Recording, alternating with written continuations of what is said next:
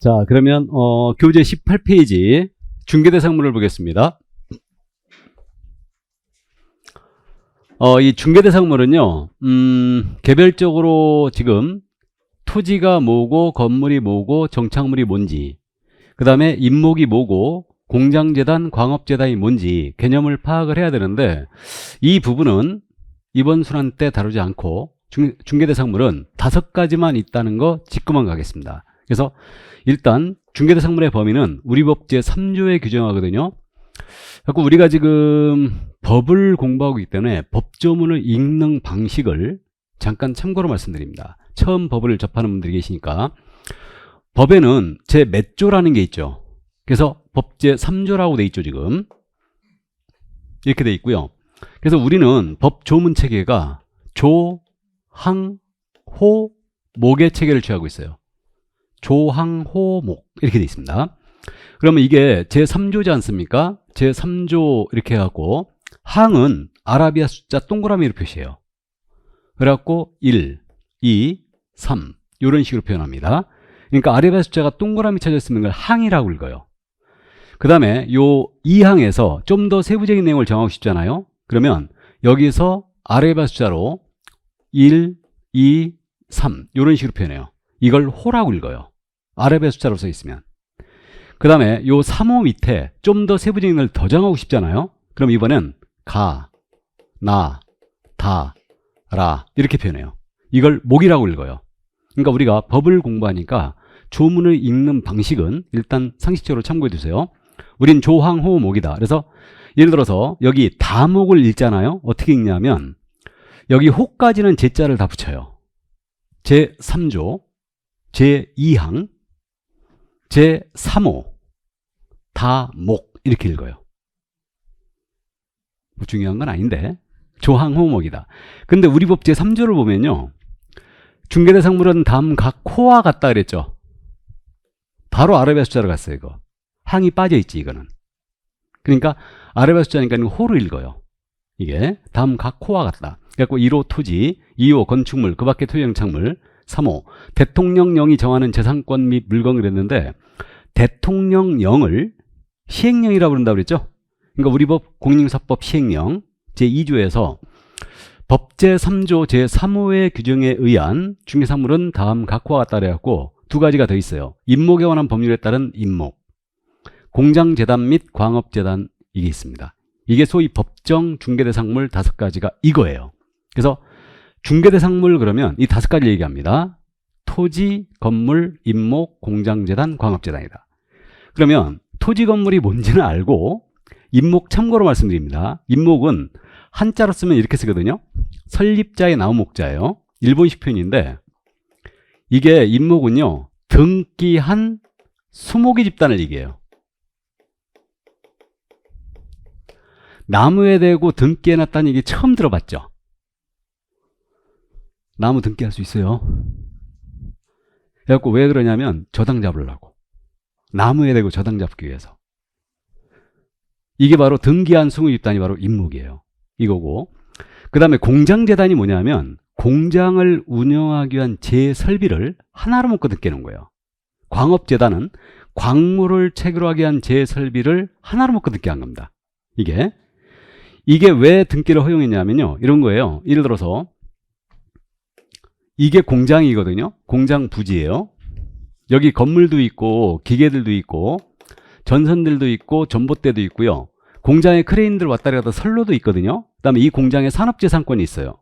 특허권, 상표권, 디자인권 이런 것들이 있는데 이 공장의 소유자가 저당을 잡고 싶었던 거죠. 감정을 해봤더니 건물은 2억 나왔고 공장 부지도 2억 나왔는데 이 기계 설비가요 5억이 나와버린 거예요. 그러면 이 공장의 소유자는 그 생각할 거 아니에요. 저 기계에 대고 저당 잡으면 좋겠네. 그 생각할 겁니다. 근데 우리 민법상 저당권은요 원칙적으로 부동산의 성립함을 원칙으로 해요. 그러면 부동산은 기본적으로 토지 건물을 얘기하거든요. 거기에 자본을 원칙으로 하는데 이런 기계에 대고 저당을 못 잡게 해놓은 거예요. 못 잡았어요. 그래갖고 이런 기계 등에 대고 저당을 잡고자 법을 만들었지. 그 법이 공장 및 광업재단저당법이에요. 그래서 재단저당법이 탄생이 됐고 이 재단저당법에서 어떻게 저당 잡을 길을 터줬냐면요. 재단 목록 먼저 작성해요. 1번 건물, 2번 기계, 3번 토지 이런 식으로 목록을 작성하여 이걸 첨부해 등기소 가서 최초의 보존 등기를 하게 됩니다. 최초의 등기. 이걸 보존 등기라고 그래요. 그럼 재단에 관한 보존 등기를 했지 않습니까? 보존 등기를 하게 되면 이게 전체가 목록에 포함되는 물건들은 한 개의 부동산이 돼버려요. 전체가. 그래갖고 한 개로서 전체로 이제 부동산이 됐고요. 그럼 이제 등기도 돼 있죠? 저당을 잡을 수 있게 돼요. 그러니까 간단하게 이해합니다. 공장재단은 공장을 운영하기 위한 재설비를 하나로 묶어 등기한 거다. 광업재단은 광물을 채굴 하기 위한 재설비를 하나로 묶어 등기한 거다. 됐습니까? 여기까지만. 그래서 고리가는 개념만 이제 파악을 해 두시고요. 우리가 평생을 중개하시면서 임목을 중개할 일이 있을까요? 없을까요? 없겠죠. 저기 강원도 영월군에 가서 하지 않는 이상은. 근데요, 광업재단도 만날 일이 거의 없는데 공장재단은 특히 이제 공장 전문 중개업소들이 있지. 이분들은 공장재단을 만날 수 있어요. 이거는. 그래서 그 정도 이해만 해 두시고요. 자, 그럼 중개상물 그 정도로만 개념만 일단 잡고 갑니다. 자, 그럼 넘어가죠. 쭉쭉쭉 넘어가서 이제 22페이지 공인중개사 제도가 나옵니다. 이 공인중개사 제도는요, 시험 제도에 대한 부분이거든요. 그래서 뭐 시험 제도에 대한 부분은 우리 공시법 교수님께서 상세하게 이제 설명을 했을 걸로 추정이 되고요. 우리 쪽에서 여기서 이제 2단계에서 알고 넘어갈 게 공인중개사 정책심의위원회라는 게 있어요. 그래서 이건 제도가 있다는 것만 이해하고 합니다. 그래서 공인중개사 자격 취득, 업무 이런 것을 심의하기 위해서 또는 의결을 하기 위해서 공인중개사 정책심의위원회가 현재 국토교통부에요. 이게 설치가 돼 있거든요. 그래서 국토교통부에 공인중개사 정책심의위원회를 둘 수 있다라고 돼 있어요. 이렇게 둘 수 있다. 그러니까 현재 설치가 돼 있습니다. 그러니까 시험에 대한 전반적인 사항을 여기서 결정해요. 공인중개사 정책심의위원회에서. 그래서 이 정도만 이런 제도가 있다더라 라고만 이해해 주시고요. 자, 그 다음에 이제 그 밑에 시험시행기관이 나옵니다. 이 시험시행기관은 우리가 자격시험을 공부하고 있는데 원칙이 누군지는 알고 있어야 되죠. 시험의 주관처가 누구냐 이 문제예요. 약 우리 법 4조 1항에 공인중개사가 되려는 자는 특별시장, 광역시장, 도지사, 특별자치도지사 이하 시도지사람 이들이 시행하는 공인중개사 자격시험에 합격해야 한다 그랬어요. 그래서 원칙적인 시험시행기관장이 바로 누구다? 시도지사예요. 여기서 있잖아요. 지금 시도지사 그랬지 않습니까? 그럼 여러분 공법 시간 이제 자세히 이거 공부할 건데 시도지사가 있고 시장, 군수, 구청장이 있거든요. 요 시장하고 요 시장은 틀린 시장이죠. 시도지사 할 때 요 시장은 특별시장이나 광역시장을 얘기해요. 근데 시장, 군수, 구청장 할 때는 요 군수, 구청장과 동격인 이 시장이니까 하남시장, 이천시장, 시흥시장 이런 분들이에요. 광명시장. 그러니까 특별시나 광역시가 아닌 시의 시장을 얘기한다. 다시 시도지사 할 때 요 시장은 도지사와 동격인 자를 얘기하니까 특별시장이나 광역시장을 얘기한다. 우리가 특별시는 하나 있죠. 서울특별시. 그 다음에 광역시는 6개, 7개요. 아, 나 그거 안 쉬어봤는데. 부산시, 대구시, 인천시, 대전시, 울산시, 광주광역시 6개네. 그죠? 6개가 있고 그 다음에 특별자치시가 있고요. 세종시예요. 특별자치도가 있지. 특별자치도는 3개가 있어요. 특별자치도 제주도 또 강원도 또 전라북도 3군데가 있습니다. 이렇게. 그래서 그러면 그들을 통칭하여 시도지사라고 부르고 여기서 시장은 그러니까 특별시장이나 광역시장이고 시장, 군수, 구청장 할 때 이 시장은 특별시장이나 광역시장이 아닌 시의 시장. 그러니까 하남시장, 광명시장, 시흥시장 이런 분들이에요. 됐죠? 이 정도만 이해해 두시고요. 그럼 원칙은 시도지사란 얘기예요. 원칙은. 근데 시도별로 그럼 자격시험이 시행될 수가 있고요. 이때는 수준이 서로 안 맞을 수 있거든요. 그러니까 예외적으로 우리 국토부 장관이죠. 그래서 국토교통부 장관입니다. 그래서 이분을 앞으로 제가 국장이라고 부를 거예요. 우리 공법 교수님도 이분을 국장이라고 부를 겁니다. 그래서 국토교통부 장관은 자격시험 수준의 균형 유지를 위해서 시험지를 직접 출제하거나 시험을 시행할 수 있어요. 그래서 원칙은 시도의사가 시행하면 원칙이고 예외적으로 국장이 시행할 수 있고요. 국장이 시험을 직접 시행하잖아요. 그럼 공인중개사 정책심의위원 의결을 먼저 거치게 되어 있습니다. 참고 1회서부터 11회 있죠. 이때까지는 그때 당시 건설교통부, 지금의 국토부, 건설교통부에서 직접 시험을 시행했어요. 12회 때부터 15회 때까지는 산업인력공단이 위탁 시행을 했습니다. 그러니까 산업인력공단은 위탁 시행체란 얘기예요. 그 다음에 15회 때 이제 나중에 기회가 있으면 15회 전설을 한번 말씀드릴 기회가 있을 건데 15회 때 난이도 조정에 실패했어요. 23만 명이 출원했다가 0.5%밖에 합격 못했어요. 전국적으로 1200명 합격했습니다. 12,000명도 아니고 1200명 합격했어요. 그래가지고 과천 건교부가 들러 엎어지고 지금은 세종시로 갔지만 그래서 과천 건교부가 처음 뚫린 게 그때였다고 그러대. 그래갖고 그때 시청 앞에서 모여가지고 그 추운 날 아주 얼어 죽는 줄 알았습니다. 그래갖고 그때 이제 시위하고 과천으로 넘어가고 과천을 들러 엎었지. 그래갖고 15회 추가 시험을 다시 보게 돼요. 그래갖고 15회 추가 시험 여기서부터 18회 때까지 우리 토지공사 있죠. 한국토지주택공사 현재. 그래서 토지주택공사에서 시험을 위탁 시행합니다.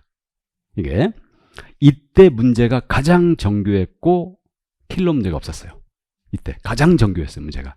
이때 출제위원들한테 출제비를 많이 줬거든. 그때는. 그래가지고 다시 19회 때부터 산업인력공사로 넘어온 거예요. 그래갖고 우리 시험이 본궤도로 올라간 게 이때서부터예요. 그러니까 12회 때부터 아주 대폭적으로 수험생들이 늘어나기 시작했고 전국적으로 학원이 우후죽순 쫙 생깁니다. 그래가지고 이때 당시에는요. 저는 그때는 이제 강남은 안 했는데 종로 같은 데서 A, B, C반 돌아갔어요. 온라인이 없었으니까. 그래갖고 A, B, C반. A반 500명, 250명 마감. B반 250명 마감. 그 다음에 C반도 250명 마감. 저녁반도 250명씩 다 마감. 그랬었어요. 이게. 근데 현재 오프가 지금 현재 온라인이 활성화되어 있기 때문에 결국은 그렇게 됐는데 그래서 이렇게 지금 현재 시험이 진행되고 있는 겁니다. 그래서 이게 원칙적인 시험 시행기관장이 시도의사라는 거 알아야 돼요. 그러면 이게 지닌 의미가 어디에 있느냐? 우리가 합격을 했지 않습니까? 자격증 받아야 되죠. 자격증 교부권자가 누구다? 시도의사예요. 이게 정확하게는요. 여러분들이 8월 초에 응시원서를 내거든요. 그럼 응시원서 접수할 당시에 내 주민등록지 관할 시도지사 이분이 내 자격증을 줘요. 응시원서 낼 때 내 주민등록지 관할. 그러면 서울시에 만약에 주민등록지를 두고 있었다. 그러면 서울시장한테 받으시고요. 경기도에 두고 있었잖아요. 그러면 경기도의사가 교부한 자격증 받아요. 원래 우리 자격시험이 왜 이렇게 돼 있냐면 이게 우리 운전면허증이 시도별로 나간다는 거 아십니까? 운전면허증이 시도별로 나가요. 그래갖고 그렇듯이 운전면허증과 비슷하게 일정 소양만 갖추면 자격증을 주는 걸로 그렇게 출발했던 거예요.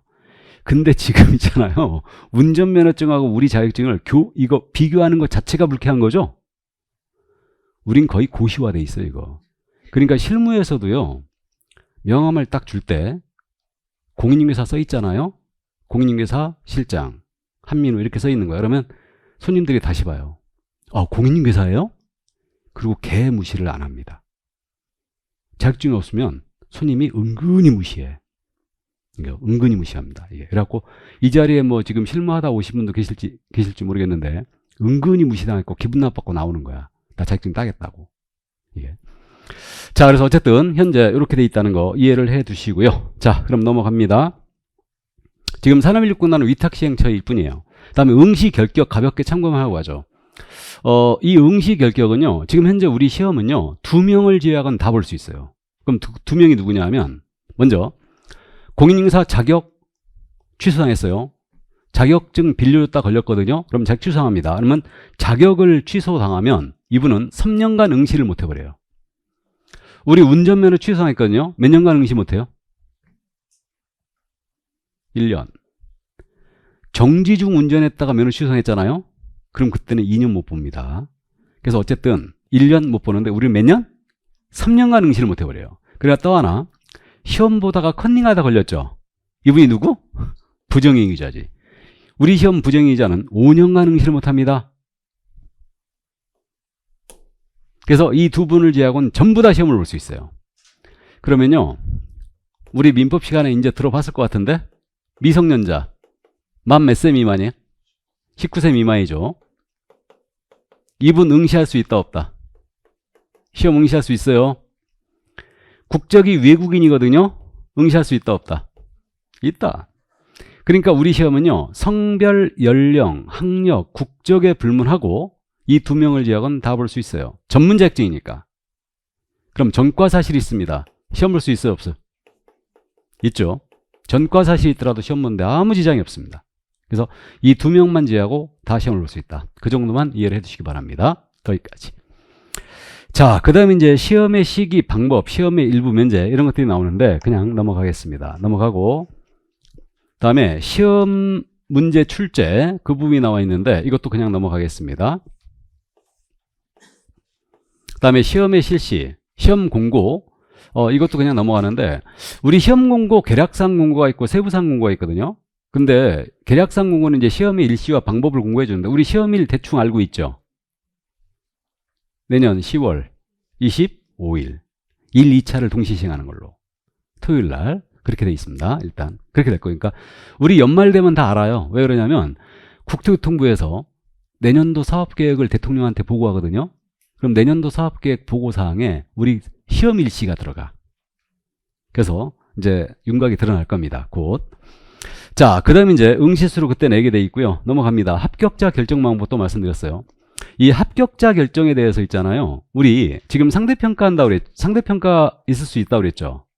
그러면요, 상대평가하게 되면 그렇게 됩니다. 올해는 2만 명만 뽑겠다. 이런 식으로 공고 나가면 이게 상대평가예요. 그러면 상대평가하게 되면요, 1차 합격자, 2차 합격자 있잖아요.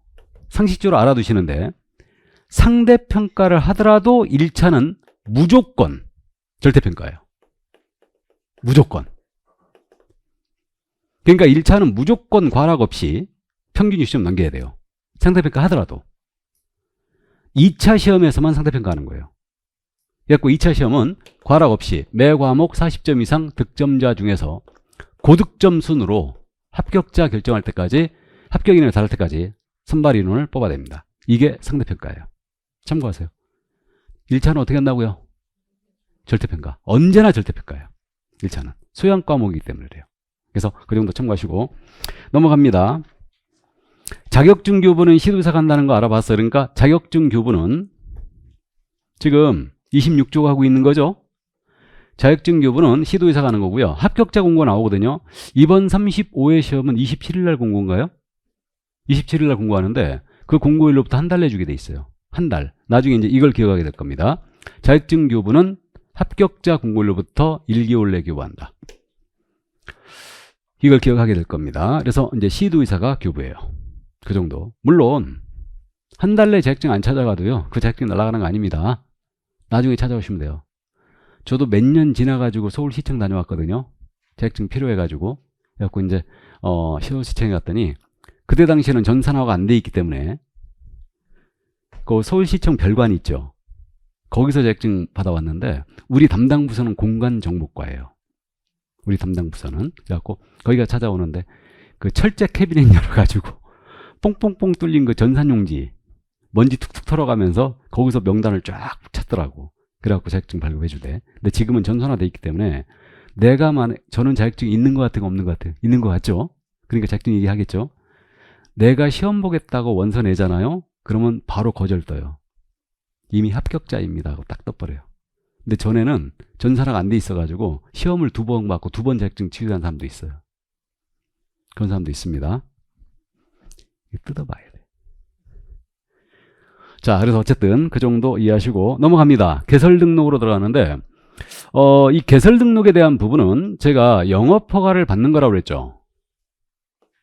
그래서 뭐 신고니 허가니 등록이니 같은 개념인데 우리는 등록으로 돼 있어요. 그러니까 원래 허가제였다가 그 7차 개정이었죠, 우리. 중개업법 7차 개정할 때 등록제로 전환시켰어요. 7차 개정이 1999년도에 있었거든요.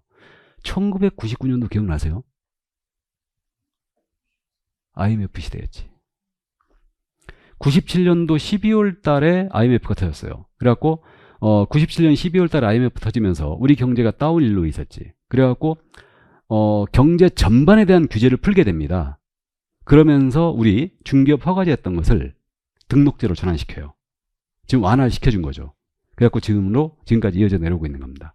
그러니까 우리는 중개업을 하고자 할 때는 등록을 해야 된다. 그러니까 말씀드렸듯이 우리가 등록을 하기 위해서 자격을 취득하는 거예요. 그래서 중개업을 영위하고자 한다. 그러면 이때는 개설 등록을 하셔야 됩니다. 이게. 그래서 이 파트에서 이제 등록에 대한 내용을 쭉 공부하는데 여기서 그럼 지금 요거는 개설 등록 절차 있지 않습니까? 요 그림이 있어요. 요거만 보고 가볍게 짚고만 넘어갑니다. 세부적인 내용은 등록 기준도 나중에 모두 암기할 거고요. 등록의 절차에 대한 부분도 우리가 각을 잡고 갈 건데 현재요. 여기까지만 기억하죠. 우리 등록을 할 수 있는 자는 개인인 경우는 공인중개사증이 있어야 돼요. 법인은 일정 요건을 갖춰야 됩니다. 법인은.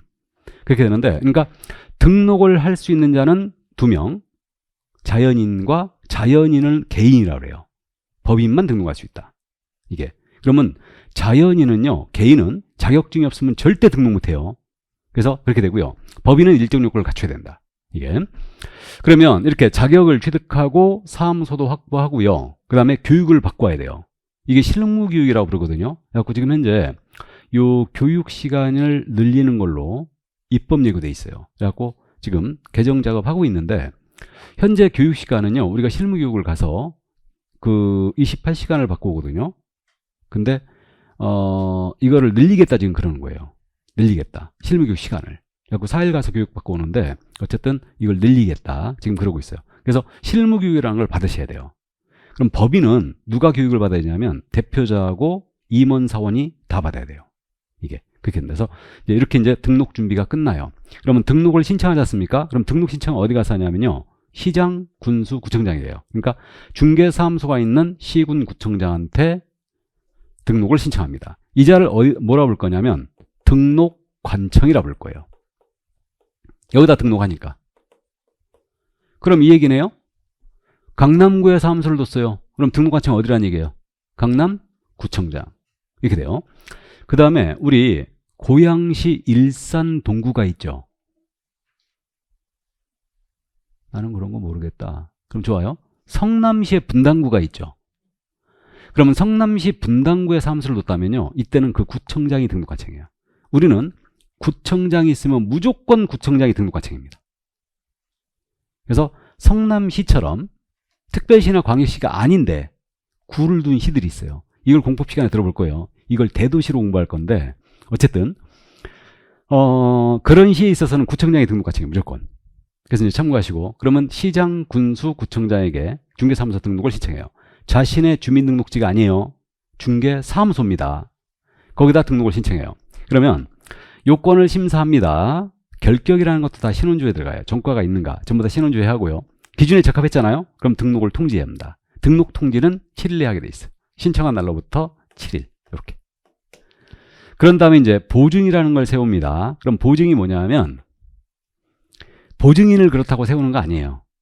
보증 설정을 하는데 중개 업무 하다가 손님한테 피해를 끼칠 수 있거든요. 그러면 내가 돈 없다 오리발 내밀어버리면 손님이 피해를 입으니까 이걸 보장하기 위해서 보증을 설정합니다. 그래갖고 서울보증보험 있죠. 여기나 우리 공인중개사협회에서 공제라는 걸 운영하고 있어요. 공제에 가입을 합니다. 그래서 개인은 2억, 법인은 4억 이상을 가입을 해야 돼요. 그래가지고 이제 가입을 하고 신고하면 요 사항을 확인하고 이제서야 등록증 내줘요. 보증 설정됐는가? 등록증 내주고 그런 다음에 이제 등록증을 중개사무소에 걸어놓고 업무를 시작하면 돼요. 그러니까 등록의 절차는 이렇게 진행이 되거든요. 그리고 자세한 내용은 우리가 이제 나중에 정리 나갈 때, 기본서 나갈 때 더 설명할 거고요. 그리고 여기서 이제 한 가지 짚고 갈게요. 우리 등록을 할 수 있는 자가 자연인과 법인이라고 그랬죠. 그러면 자연인의 등록 기준이 있고 법인의 등록 기준이 있는데 여기서 법인에서 이제 한 가지 짚고 갈게. 법인은요, 상법상 회사이거나 협동조합이면 돼요. 그러니까 이 협동조합은 우리가 주변에서 볼 수 있는 농어협동조합 이런 거 말고요. 협동조합 기본법이 있거든요. 이 법에 따라 이제 설립된 협동조합이 있는데 중개협동조합 탄생을 예고한 거예요. 근데 우리 실무적으로는 협동조합이 안 어울려요. 저쪽 북유럽 쪽에는 협동조합 제도가 워낙 발달되어 있기 때문에 중개협동조합이 있대요. 근데 우리는 협동조합이 없습니다. 법인으로 이제 저는 보지를 못했는데 어쨌든 협동조합 형태로 가도 되고요. 다만 이제 사회협동조합은 안 됩니다. 근데 이때 법인은요, 대표자는 무조건 공인인사해야 돼요. 대표자는 무조건 공인인사해야 되고요. 대표자를 빼고요. 임원이란 분은 이사감사라고 그랬죠. 그 다음에 사원이란 분은 누구라고요? 무한책임사원.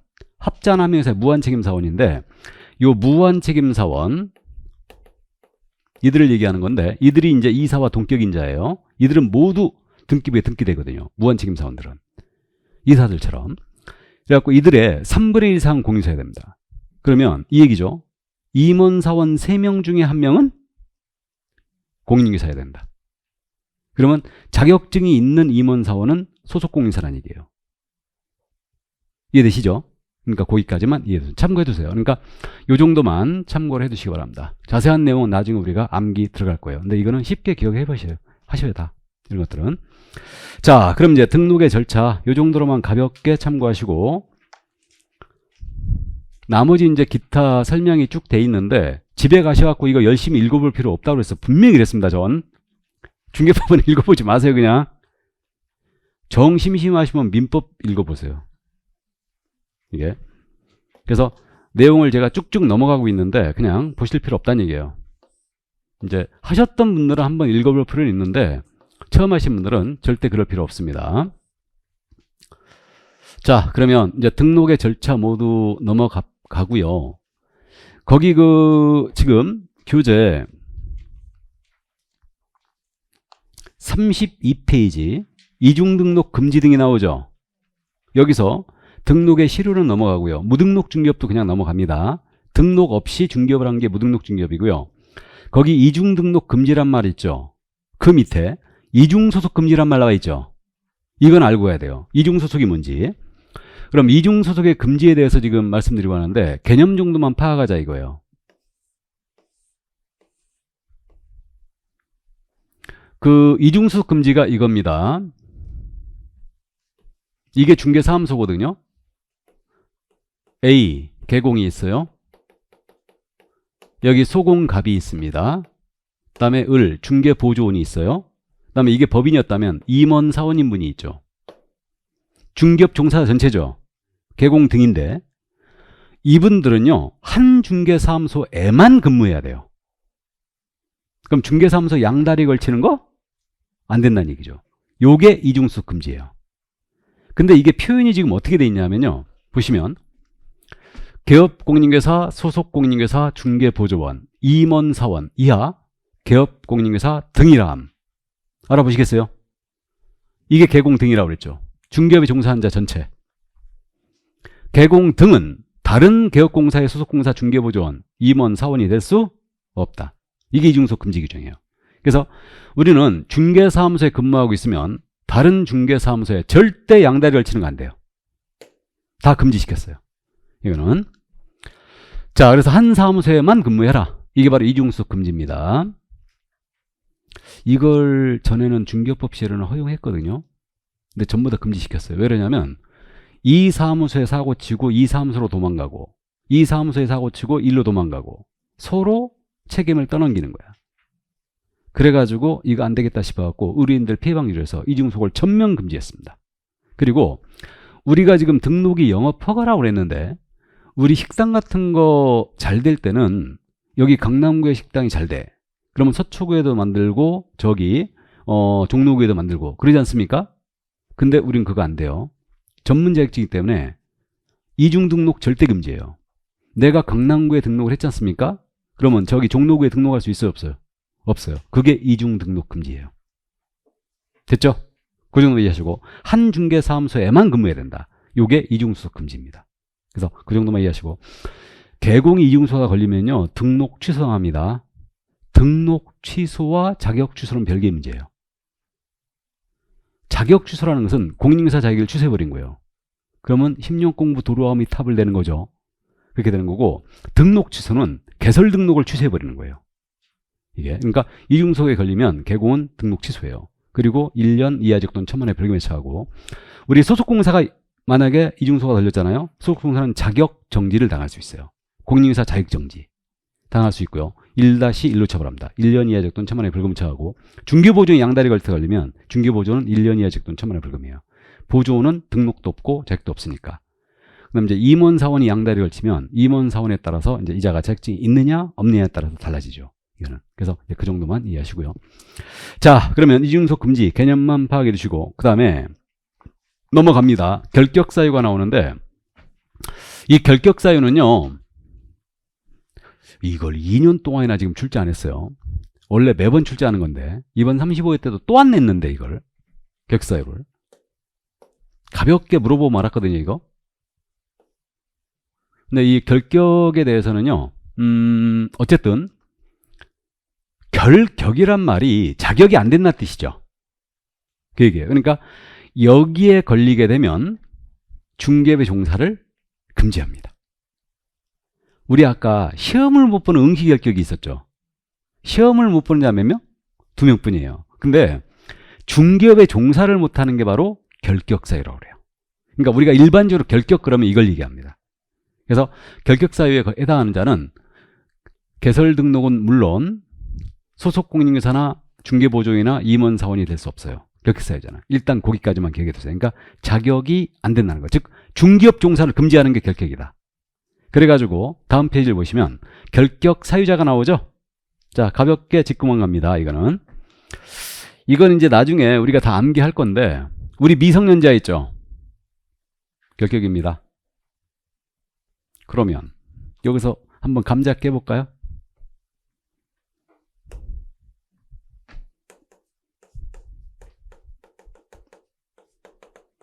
시험은 볼 수 있어요, 없어요? 있죠. 근데요, 이분은 결격이 걸려 있죠, 지금. 미성년자는.